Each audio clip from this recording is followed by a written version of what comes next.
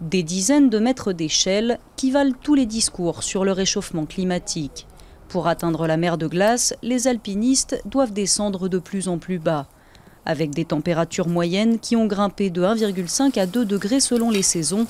Le plus grand glacier du massif du Mont Blanc perd un peu plus d'épaisseur chaque année.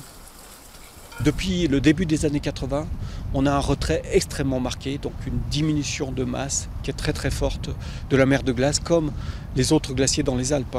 Ici, là où on est, il perd une épaisseur de 3 à 4 mètres par an. Et en face du Montanvert, de la gare du Montanvert, on a une perte d'épaisseur de 4 à 5 mètres. Une fonte, mais aussi un recul du glacier, près de 700 mètres en 30 ans. Résultat, au pied de la gare du Montanvert, la glace est désormais à peine visible. Pour l'atteindre, les vacanciers aussi doivent descendre, près de 420 marches pour accéder à la grotte creusée dans la glace. C'est un phénomène nouveau, c'est vrai que les gens aujourd'hui se rendent compte de visu, là c'est très précis, dire effectivement là il y a un impact et on le voit.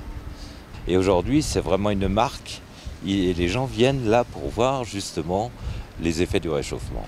Quand on est là sur le site, qu'on voit ce tas de pierres, on se demande où est la glace.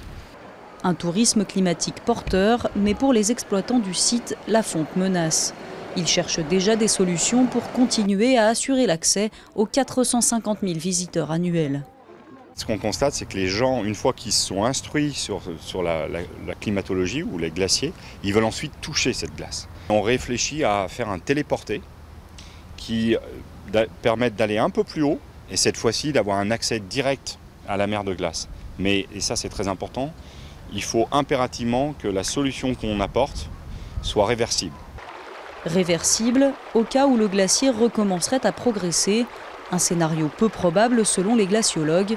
D'après une récente étude, la mer de glace pourrait encore reculer d'au moins 1 km au cours des 30 prochaines années.